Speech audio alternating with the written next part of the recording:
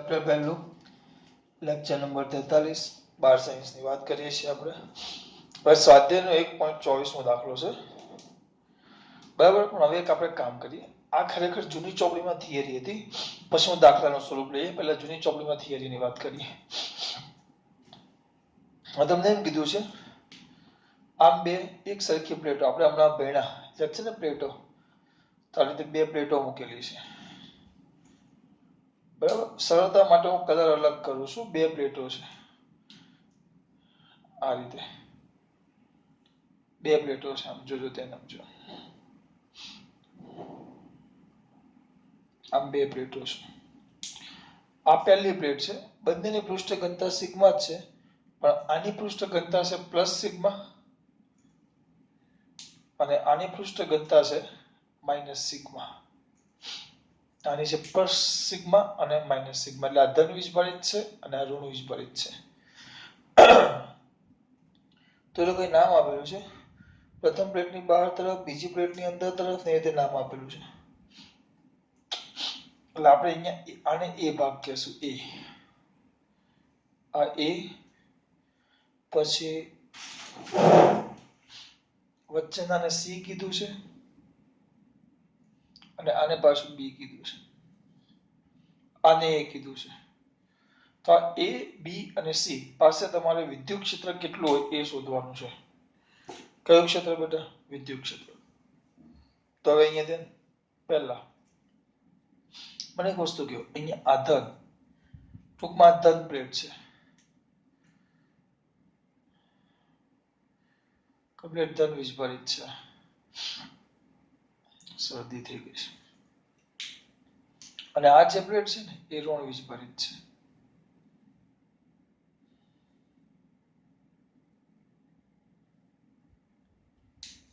આ ધન વીજભારિત છે, આ ઋણ વીજભારિત છે. કરવાનું શું બેટા? કઈ દે, બધી જગ્યાએ વિદ્યુત ક્ષેત્ર શોધવાનું છે. આ થોડુંક વધારે પડતું નથી, કઈ વાંધો નહીં. ચલો પહેલા એ બિંદુ પાસે, ત્રણ પાસે શોધવાનું છે આપણે. તો બિંદુ કયા પાસે? એ પાસે. કયું ક્ષેત્ર? વિદ્યુત ક્ષેત્ર. તો એને ઈ લખું, એ પાસે, ઈ બરાબર. સદિશ સ્વરૂપે લખું છું. કઈ કરવાને? પ્લસ વડે ઉત્પન્ન થતું વિદ્યુત ક્ષેત્ર વત્તા માઇનસ પ્લેટ વડે ઉત્પન્ન થતું વિદ્યુત ક્ષેત્ર. કારણ કે વિદ્યુત ક્ષેત્ર સદિશ સ્વરૂપે લખું એટલે અહીંયા પ્લસ જ આવે, કારણ કે માઇનસ પ્લસ નું કામ એની દિશા કરી નાખે, બરાબર. હવે અહીંયા જો ચાલુ કર્યું છે કે નહીં? છે. હવે જો ધ્યાન આપજો, ખાસ ધ્યાન. આ એ છે તમારે. મેં આગળ તમને બૂમો પાડી કીધું, કોઈ પણ બિંદુ આગળ વિદ્યુત ક્ષેત્ર શોધવાનું કે, કોઈ પણ બિંદુ પાસે વિદ્યુત ક્ષેત્ર શોધવાનું કે, તો આપણું સૌથી પહેલું કામ ધારી લેવાનું કે અહીંયા ધન વીજભાર છે. એવું ધારી લેવાનું નથી, પણ એવું ધારી લેવાનું. એકમ ધન વીજભાર છે એવું ધારી લેવાનું. તો આ ધન પ્લેટ વડે ધન પ્લેટ પર શું લાગશે? ધન વડે અહીંયા ધન પર અપાકર્ષણ. એકમ ધન વીજભાર છે એટલે અપાકર્ષણ. ત્યાં ધન વીજભાર છે ઉધારો, તો અપાકર્ષણ તો આ બાજુ જાય, તો થઈ ગયું આ ઈ પ્લસ, બરાબર. અને ઋણ પ્લેટ વડે અહીંયા ધન વીજભાર છે ઉધાર લેવાનું. અહીંયા નાનો એવો ધન વીજભાર છે ઉધાર લેવું નથી, પણ ધારવાનું કે ધન છે, તો ધન વડે ઋણ પર આકર્ષણ. તો બળની દિશા દોરો, એ જ તમારા વિદ્યુત ક્ષેત્રની દિશા થઈ જાય. પણ ક્યારે? એકમ ધન વીજભાર હોય તો. અહીંયા બી પાસે વિચારો. ચલો બી પર અહીંયા શું ધાર લેવાનું? એકમ ધન વીજભાર છે ઉધાર લ્યો. તો ધન પ્લેટ વડે ધન પર અપાકર્ષણ, ધન પ્લેટ વડે ધન પર અપાકર્ષણ. તો કઈ બાજુ જાય? અપાકર્ષણ એટલે આ બાજુ. તો ઈ પ્લસ આ બાજુ. અને આ ધન પ્લેટ છે, આ ઋણ પ્લેટ. વિદ્યુત ક્ષેત્ર શોધો એટલે અહીંયા એકમ ધન વીજભાર છે ઉધાર લેવાનું. ધન તો આ ઋણ અને ધન બંને વચ્ચે શું થાય? આકર્ષણ. આ બાજુ ઈ માઇનસ. સી બિંદુ વિચારો, શું ધારી લેવાનું? એકમ નાનો એવો ધન વીજભાર છે.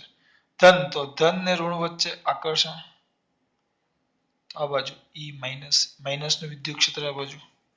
અને અહીંયા એકમ ધન વીજભાર છે તો ધન ને ધન વચ્ચે અપાકર્ષણ, તો ઈ પ્લસ આ બાજુ. આ જ મેઇન છે, આ જ મેઇન છે. બહુ બધું નહીં વિચારવાનું. અહીંયા વિદ્યુત ક્ષેત્ર ગમે ત્યારે પણ શોધવાનું કે તો જો બે ધન ને ઋણ, જો બે વીજભાર હોય તો બળની અપાકર્ષણ ને આકર્ષણ, સમાન વચ્ચે આકર્ષણ ને વિરુદ્ધ વચ્ચે, સમાન વચ્ચે અપાકર્ષણ ને અસમાન વચ્ચે આકર્ષણ, એવું ડાયરેક્ટ આપણે ધારી લઈએ. બરાબર? એક જ મિનિટ.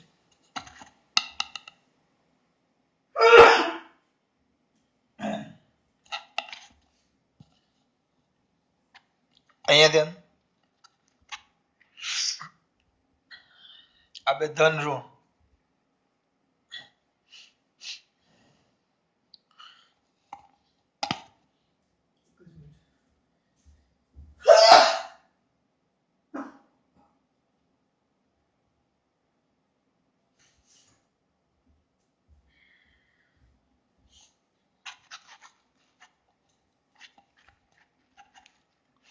ચલો આ બાજુ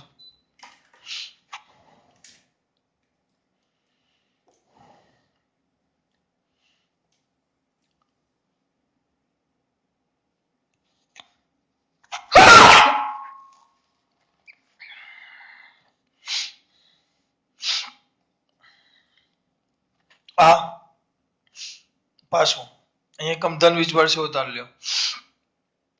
આ ધન છે તો ધન ધન, અહીંયા એકમ ધન વિદ્યુત ક્ષેત્રમાં તો અહીંયા એકમ ધન વીજભાર છે ઉતાર લેવાનું, તો ધન ધન વચ્ચે, ધન અને ધન વચ્ચે અપાકર્ષણ, એટલે આ બાજુ બીજું વિદ્યુત ક્ષેત્ર દૂર છે.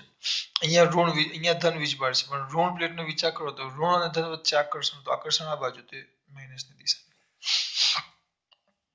તમે એ બિંદુ આગળ વાત કરો તો એ બિંદુ આગળ ચલો પ્લેટ કોઈ પણ, યાદ છે આપણે ભણી ગયા કે અનંત સમતલ વડે ઉદ્ભવતું કયું ક્ષેત્ર? વિદ્યુત ક્ષેત્ર. આપણે ભણી ગયા. શોધો સૂત્ર E is equal to sigma by twice epsilon 0, અને આપો સમીકરણ નંબર 1. એ ફિક્સ જ છે. E is equal to sigma by twice epsilon 0. તો અહીંયા કિંમત મૂકો ચલો. E is equal to sigma by twice epsilon 0. પણ આ કઈ દિશામાં છે? આ E કઈ દિશામાં? જો આ બાજુ, આ બાજુ પ્લસ આ બાજુ છે, તો આ તો કઈ દિશા થાય? આ એક્સ અક્ષ લેવું તો આ ધન એક્સ અક્ષ થાય પોઝિટિવ, અને નેગેટિવ એક્સ અક્ષ થાય. પાછું ચોકડી નથી કર્યું. અહીંયાથી વિચારો તો આ ધન એક્સ થાય અને આ ઋણ એક્સ થાય. ઋણ એક્સ અક્ષની દિશામાં આ તો મેં મૂલ્ય લખ્યું કહેવાય. આપણે સદિશ લખો તો અહીંયા કયું કેરેટ આવે? માઇનસ આઈ કેરેટ. ઈ માઇનસ આ બાજુ, જો ઈ માઇનસ આ બાજુ તો શું આવશે? પ્લસ. પહેલા મૂલ્ય સિગ્મા બાય ટ્વાઇસ એપ્સિલોન 0, અને ધન એક્સ અક્ષની દિશામાં છે તો અહીંયા કયું કેરેટ આવે? આઈ કેરેટ. બે સરખું છે એટલે પરિણામી વિદ્યુત ક્ષેત્ર કેટલું થઈ જાય? E0. એ બિંદુ આગળનું.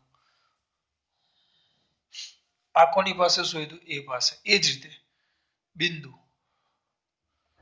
કયા પાસે? બી પાસે. બી પાસે કયું ક્ષેત્ર? વિદ્યુત ક્ષેત્ર.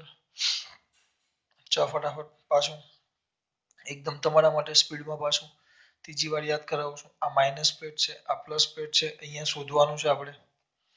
ધન લેવાનું, અહીંયા ધન છે તો ધન ધન વચ્ચે અપાકર્ષણ એટલે E પ્લસ આ બાજુ, ધન ને ઋણ વચ્ચે આકર્ષણ એટલે E માઇનસ આ બાજુ. આવી ગયું જો?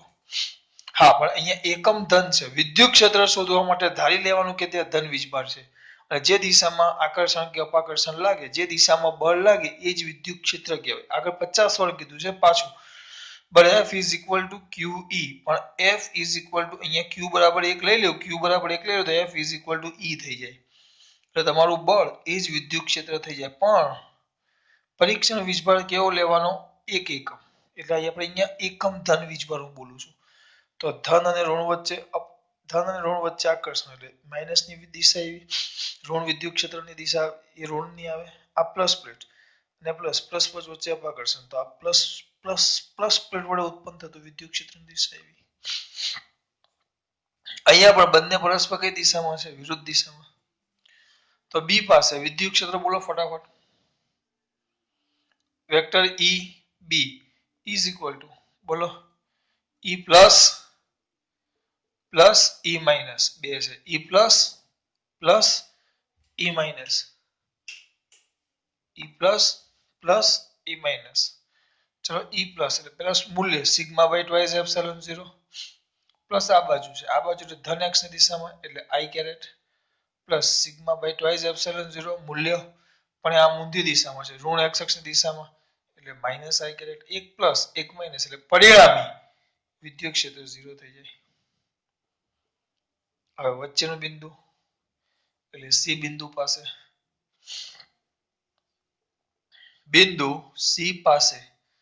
વિદ્યુત ક્ષેત્ર તો મેં તમને દર્શાવ્યું છે સી અહીંયા પ્લસ થી વિચારો તો પ્લસ પ્લસ વચ્ચે અપાકર્ષણ પ્લસ પ્લસ વચ્ચે અપાકર્ષણ એટલે ઈ પ્લસ આ બાજુ અહીંયા પ્લસ હોય પ્લસ ને માઇનસ વચ્ચે આકર્ષણ તો ઈ માઇનસ આ બાજુ અહીંયા એકમ ધન લઈ લેવાનું ધન પર જે દિશામાં બળ લાગે ને એ દિશામાં વિદ્યુત ક્ષેત્ર હોય સી પાસે બંને એક જ દિશામાં છે તો પહેલા અહીંયા તો લખવું પડશે આપણે vector EC is equal two E plus plus સદિશ સ્વરૂપે તો પ્લસ જ કરી નાખવાનું પરિણામી આવે એટલે પ્લસ કારણ કે અંદરની દિશા હોય ને એ વત્તા ઓછા કરી નાખે તો અહીંયા બોલો E plus sir sigma by twice epsilon 0 કઈ દિશામાં છે x અક્ષની દિશામાં ધન x અક્ષની દિશામાં એટલે i caret plus E minus પણ આ બાજુ છે જો C પાસે E માઇનસ પણ આ બાજુ છે C પાસે E માઇનસ પણ આ બાજુ છે તો સિગ્મા બાય ટ્વાઇસ એપ્સિલોન 0 તે પણ કયું કેરેટ i કેરેટ બંને એક જ દિશામાં 2 sigma by 2 epsilon 0 is into I caret એટલે વ્યવસ્થિત લખો તો શું આવશે આપણે sigma by epsilon 0 into I caret સિગ્મા આપણને કિંમત આપેલી છે આમાં એક જ મિનિટ સિગ્મા આપેલા છે 17 ગુણ્યા 10 ની -22 ઘાત કુલમ પર મીટર સ્ક્વેર 17 ગુણ્યા 10 ની -22 ઘાત કુલમ પર મીટર સ્ક્વેર તો કેટલા થાય બોલો સિગ્મા કેટલા છે 17 ગુણ્યા 10 ની -22 ઘાત છેદ એપ્સિલોન 0 તો આપણને ખબર છે 8.5 ગુણ્યા 10 ની -12 ઘાત ઇન્ટુ I કેરેટ થોડુંક મગજ દોડાવો 8 દુ 16 અને અડધો અડધો લે એટલે 17 થઈ ગયું એટલે આવશે કદાચ 2 ગુણ્યા 10 ની ઉપર જાય તો આ પ્લસ 12 એટલે 10 ની -10 ઘાત કદાચ એ જોવું જોઈએ આવી ગયું 8.5 લખ્યું છે પણ આપણે ખરેખર આવે 8.85 જવાબમાં ફરક પડ્યો છે 1 પોઈન્ટ કેટલો આપ્યો છે 92 1.92 ગુણ્યા 10 ની -10 ઘાત I કેરેટ આ તમારું પરિણામી વિદ્યુત ક્ષેત્ર સર શું કર્યું પાછું જો ચલો શું કર્યું મેં કોઈ કહી શકશે શું કર્યું આપણે પહેલા સિગ્મા લીધું શું લીધું સિગ્મા કઈ વસ્તુ લીધું સિગ્મા તો સિગ્મામાં શું કર્યું મેં પહેલા આ સિગ્મા આપેલું બે પ્લેટ A B અને C ત્રણે ત્રણ આગળ વિદ્યુત ક્ષેત્ર બે વિરુદ્ધ દિશામાં એટલે 0 બે વિરુદ્ધ દિશામાં એટલે 0 બે એક જ દિશામાં એટલે બે નો સરવાળો sigma by twice epsilon 0 sigma by twice epsilon 0 એટલે 2 sigma by twice epsilon 0 I caret એ તો I કેરેટ જ આવે સિગ્મા બાય એપ્સિલોન 0 બંનેની કિંમત મૂકી સિગ્મા આપેલા છે 17 ગુણ્યા 10 ની -12 ઘાત અને એપ્સિલોન 8.85 એપ્સિલોન આપણને ખબર છે કેટલા છે બેટા 8.85 એપ્સિલોન આવશે 8.85 એપ્સિલોન આવશે આપણું 8.85 8.85 ક્યાં ગયું ગુણ્યા 10 ની -12 જવાબ આવી ગયો E બરાબર 1.92 ગુણ્યા 10 ની -10 ઘાત I આમાં મેન મારે આ નથી સમજવાનું આ તો સિમ્પલ છે ખાલી આ વિદ્યુત ક્ષેત્ર સમજાવવાનું છે આ ત્રણ દિશા 1 2 3 બાકી તો બહુ સિમ્પલ છે મેં આ દિશા સમજાવવાની છે હજી પાછું કેવું છું કોઈ પણ બિંદુ આગળ વિદ્યુત ક્ષેત્ર કીધું કઈ જ નહીં એ બિંદુ આગળ એકમ ધન વીજભાર છે એવું ધારી લેવાનું અને એના પર જે બાજુ બળ લાગે ને એ જ વિદ્યુત ક્ષેત્રની દિશા ખબર પડી ચલો આગળ હવે જોશું આપણે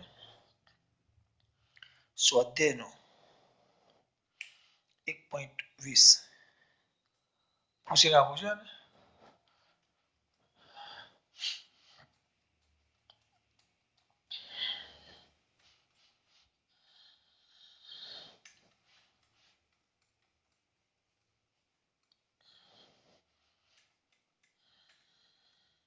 દીકરા સ્વાધ્યાયનો 1.20 ધ્યાન આપજો.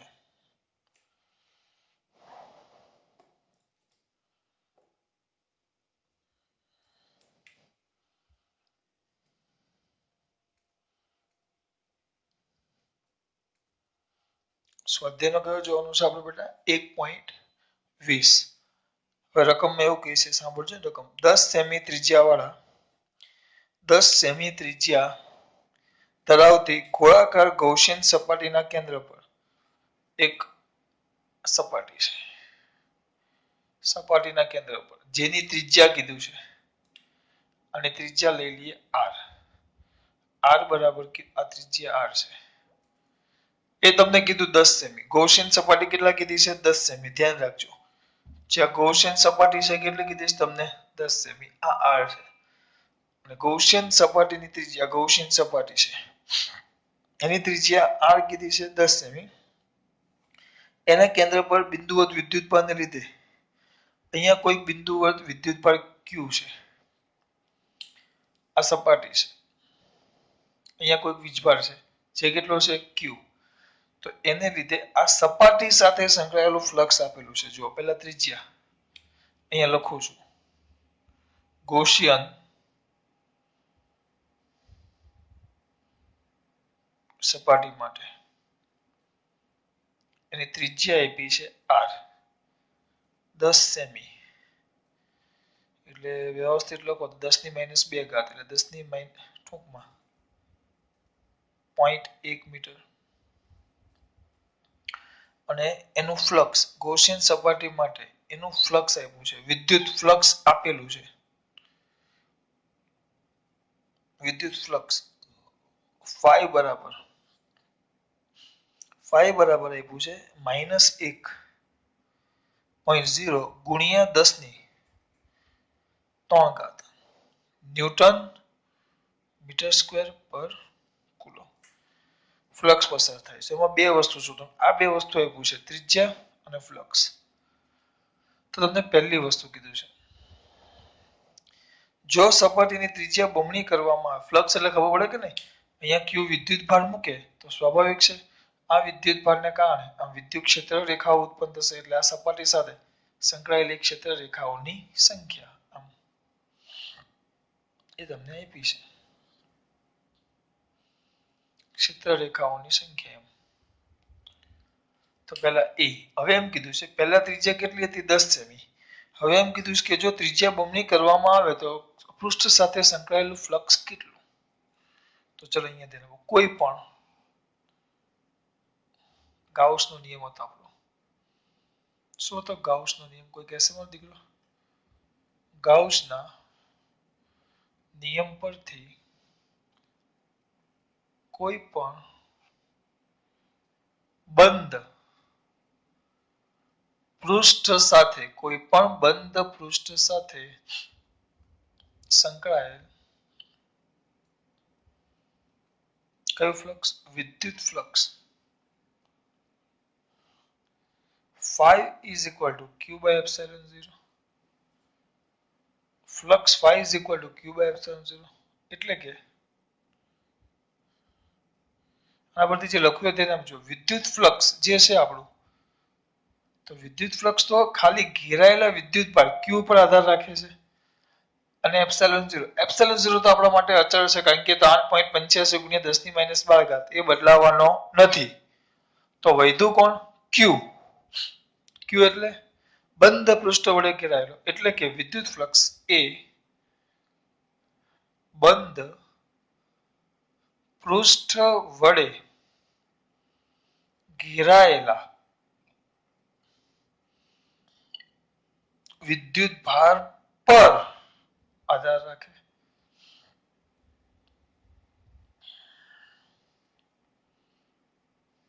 તેને પૃષ્ઠની ત્રિજ્યા સાથે કોઈ જ સંબંધ નથી. જો આમાં ત્રિજ્યા છે જ નહીં કશે. જો આમાં કશે ત્રિજ્યા નથી. એનો મતલબ શું થયો કે ત્રિજ્યા સાથે પૃષ્ઠની આ જે પૃષ્ઠ છે એની ત્રિજ્યા એનું ક્ષેત્રફળ એની સાથે કોઈ જ સંબંધ નથી. કોઈ જ સંબંધ નથી એટલે અને આમાં જે ગોળાકાર છે ગોળાકાર પૃષ્ઠ પૃષ્ઠ લખવું હોય તો એક શબ્દ લખીએ આધાર છે તેને થોડોક શબ્દ ગોળાકાર છે ને એટલે એમ લખી નાખી તેને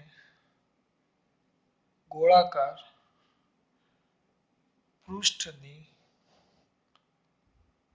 ત્રિજ્યા સાથે કોઈ જ સંબંધ નથી. બરાબર ને એટલે ત્રિજ્યા બમણી કરતા ત્રિજ્યાને કેવી કરતા બમણી કરી નાખો. ત્રિજ્યા બમણી કરતા અથવા ત્રિજ્યા બમણી કરવા છતાં તમને એમ પૂછ્યું છે કે ફ્લક્સ કેટલું ફ્લક્સ થાય બમણી કરવા છતાં વિદ્યુત ફ્લક્સ અચળ જ રહે ન બદલાય.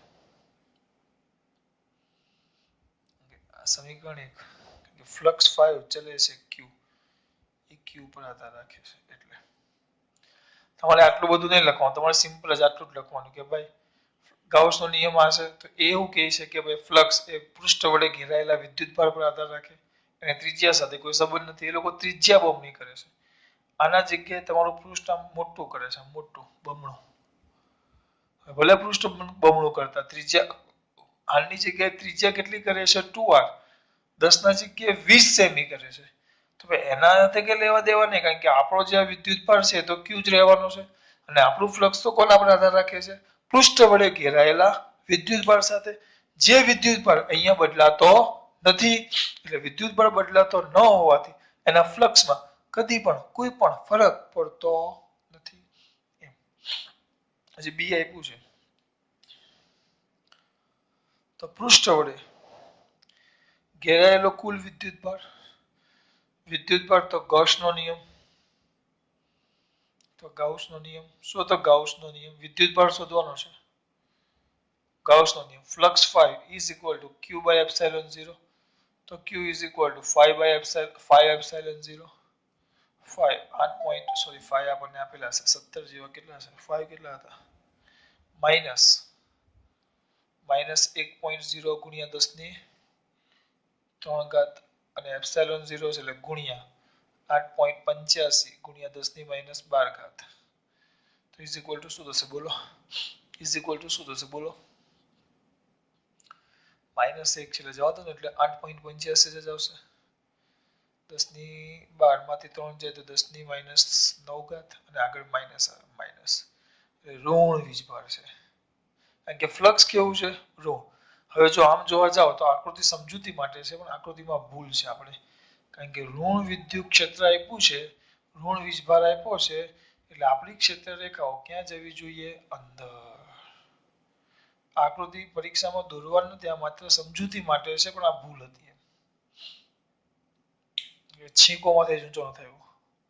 આમાં ખબર પડી બેટા આ તમારું બી બહુ સિમ્પલ કઈ જ કહેતું નથી મેન આ છે કે ભાઈ ત્રિજ્યા બમણી કરો તો ભાઈ કઈ જ લેવા દેવા નહીં ત્રિજ્યા બમણી કરો તમણી કરો કે ચમણી કરો કઈ ફરક ન પડે કારણ કે ફ્લક્સ એ પૃષ્ઠ વડે ઘેરાયેલા કુલ વિદ્યુતભાર પર આધાર રાખે વિદ્યુતભાર એમને એમ છે પછી ત્રિજ્યા ગમે તેટલી વધારે કરો ફ્લક્સમાં કોઈ ફરક પડવાનો નથી. હા વિદ્યુતભાર બમણો કે તમણો કર્યો હોય તો ફ્લક્સ બમણું કે તમણું થાય ખબર પડે છે તમણું 3 ગણું 4 ગણું 5 ગણું એટલે વિદ્યુતભાર બદલશો તો ફ્લક્સમાં ફરક પડે વિદ્યુતભાર બદલો તો ફ્લક્સમાં ફરક પડે. હું જે કહેવા માંગુ છું ખબર પડે છે બેટા વિદ્યુતભાર બદલવામાં આવે તો ફ્લક્સમાં ખબર પડે.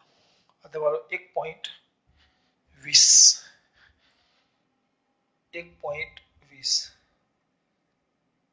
હજી એક દાખલો કરી નાખીએ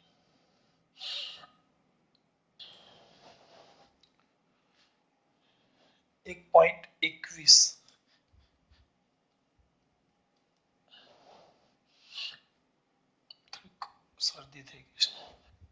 શરદી થઈ છે કોરોના નહીં અમુક એમ થાય એ સરને કોરોના થઈ ગયા. હા ભાઈ, આટલા જલ્દી તમને છુટકારો નહીં આપીશું. 1.21.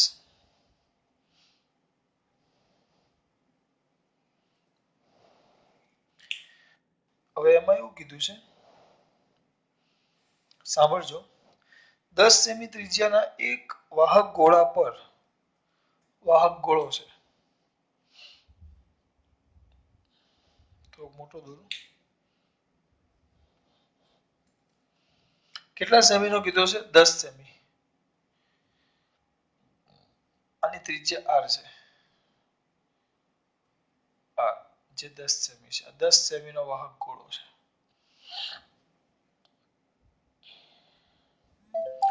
ગોળા પર અજ્ઞાત વિદ્યુતભાર છે. આના પર અજ્ઞાત વિદ્યુતભાર છે. કેટલો એ આપણને ખબર નથી. એટલે વિદ્યુતભાર દોડતો નથી, છે કંઈક વિદ્યુતભાર. આના કેન્દ્રથી 20 સેમી દૂર આવેલા એક બિંદુએ, અહીંયાથી 20 સેમી દૂર, થોડું વધારે દૂર થઈ ગયું, અહીંયા એક બિંદુ છે, બિંદુ P. આ 20 સેમી એક બિંદુ, આને R કહી દઈએ, R અંતરે. કેટલા અંતરે બેટા? R અંતરે. આ R અંતરે એક બિંદુ છે. તો આ બિંદુ P પાસે વિદ્યુત ક્ષેત્ર E છે, E. તો બિંદુ P પાસે વિદ્યુત ક્ષેત્ર આપ્યું છે, કેટલું આપ્યું છે? -1.5 ગુણ્યા 10 ની કેટલી ઘાત બેટા? 3 ઘાત. 3 ઘાત ન્યૂટન પર કુલમ છે. દિશામાં પાછું અંદર તરફ, વિદ્યુત ક્ષેત્રની દિશા પાછી અંદર તરફ છે. તરત ખબર પડી જાય, આ માઇનસ બતાવે જ છે, એટલે વિદ્યુત ક્ષેત્ર અંદર તરફ છે. એટલે તમને એમ પૂછેલું કે, એમ કીધું કે આ ગોળા પર અજ્ઞાત વિદ્યુતભાર છે. અજ્ઞાતમાંથી એક વસ્તુ તો ખબર પડી ગઈ કે ભાઈ વિદ્યુત ક્ષેત્ર અંદર જાય છે, એટલે આના પર ઋણ વીજભાર હશે, એટલી તો ખબર પડી ગઈ. તો જ વિદ્યુત ક્ષેત્ર અંદર જાય. હોય તો કુલ વિદ્યુતભાર કેટલો હશે? ગોળા પરનો કુલ વિદ્યુતભાર કેટલો હશે એવું કીધું છે. અહીંયા વિદ્યુત ક્ષેત્ર કમ્પલસરી પાછું માઇનસ લખેલું છે. તો હવે જો અહીં ધ્યાન રાખજો, આ ગોળો છે, ગોળાની 12 બિંદુ છે. ગોળાની અહીં r અંતર, કેન્દ્રથી, ગોળાના કેન્દ્રથી બિંદુ P નું અંતર r લખવું છે તમારે. ગોળાના કેન્દ્રથી બિંદુ P નું અંતર, બિંદુ P નું અંતર r એ ગોળાની ત્રિજ્યા કરતા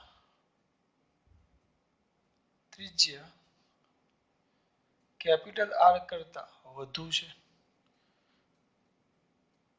તમને સમજાવો એટલે direct r greater than r, એટલે બિંદુ 12 છે. આપણું બિંદુ ગોળાની ક્યાં છે? 12 વધુ છે. તેથી આપણો આ જે ગોળો છે ને, ગોળો ગમે ત્યારે કોઈ પણ બિંદુ એ ગોળાની 12 હોય, ગોળાના 12ના બિંદુ માટે વાત કરો. તેથી આ જે ગોળો છે ને, ગોળો બિંદુવત વિદ્યુતભાર તરીકે વર્તે, બિંદુવત વિદ્યુતભાર તરીકે વર્તે. આ યાદ રાખજો. ગોળો હોય કે કવચ હોય, હંમેશા ગોળા કે કવચની બહારનો બિંદુ માટે કયા તરીકે વર્તે? પછી આખો ગોળો એ આપણા માટે બિંદુવત વિદ્યુતભાર થઈ જાય. નાનો એવો ટપકાશું કે ભલે મોટો ગોળો હોય, ગોળાની બહારનો બિંદુ હોય તો એના માટે ગોળો એ ગોળો નથી રહેતો. ગોળો એ આપણા માટે નાનો એવો બિંદુવત વીજભાર થઈ જાય. ગોળો એ નાનો એવો બિંદુવત વિદ્યુતભાર થઈ જાય. હા, પણ ક્યારે? જો બિંદુ ગોળાની ક્યાં હોય? બહાર. જો બિંદુ ગોળાની ક્યાં હોય? બહાર. ગોળાની બહાર શું હોય? બિંદુ. તો ગોળો નથી રહેતો. ગોળો એ બિંદુવત વિદ્યુતભાર થઈ જાય. ગોળો એ બિંદુવત વિદ્યુતભાર થઈ જાય. જો ગોળાની બહારનું બિંદુ હોય તો ગોળો એ બિંદુવત વિદ્યુતભાર થઈ જાય તરીકે વર્તે. માટે વિદ્યુત ક્ષેત્રનું સૂત્ર બિંદુવત વિદ્યુતભારના વિદ્યુત ક્ષેત્રનું સૂત્ર જેવું થઈ જાય. તો શું આવશે? E = kq/r². kq/r². આપણે q શોધવાનું છે, તો q = E r²/k. E ખાલી મૂલ્ય જ લેવું છું, માઇનસ બાઇનસ નથી લેતો, ખાલી કિંમત શોધવા માટે. માઇનસ લઈ લો તો એ વાંધો નહીં આવશે. ચલો -1.5 ગુણ્યા 10⁻³ r. r અંતર આપેલું છે કે કેટલું દૂર આપેલું છે 20 સેમી. r બરાબર 20 સેમી છે. 20 સેમી એટલે કેટલા થાય બેટા 20 ગુણ્યા 10⁻²² મીટર. તો કેટલા બેટા 20 ગુણ્યા 10⁻²² એનો પાછો વર્ગ છેદમાં કે 9 ગુણ્યા 10⁹ તો 1.5 ગુણ્યા 2 ગુણ્યા એવું કંઈક છે 2 2 2 એટલે એનો જવાબ આપ્યો છે -6.67 એવું આપેલું છે.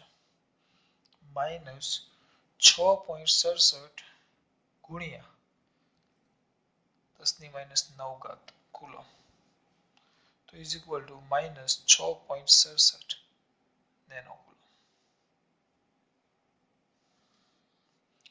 વિદ્યુતભાર ઋણ આવ્યો એટલે વિદ્યુત ક્ષેત્ર કઈ તરફ અંદર તરફ. ઋણ વિદ્યુતભાર ને કારણે વિદ્યુત ક્ષેત્ર અંદર તરફ છે.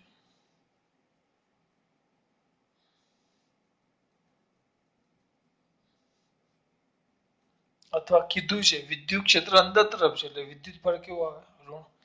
આ દાખલા માટે સૌથી મેઇન ટોપિક આટલો છે કે આપણું બિંદુ એ ગોળાની ક્યાં છે બહાર એટલે ગોળો એ પોતે બિંદુવત વીજભાર તરીકે વર્તે. આપણું બિંદુ એ ગોળાની ક્યાં છે બહાર. આપણું બિંદુ એ ગોળાની બહાર તો ગોળો એ બિંદુવત વિદ્યુતભાર તરીકે વર્તે. પછી એનું સૂત્ર Q/r².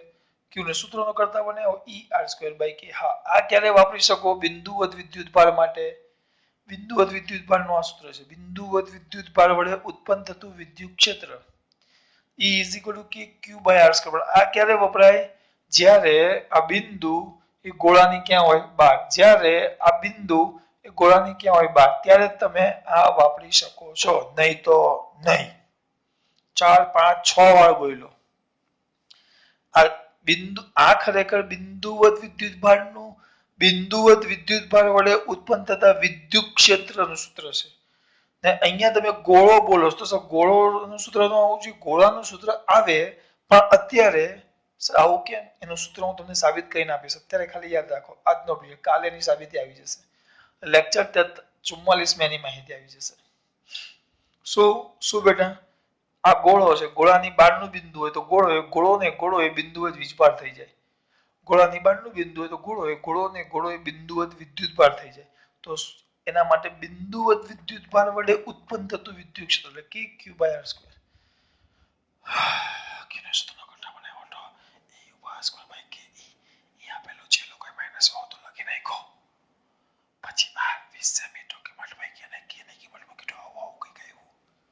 ચલો ખાસ વાત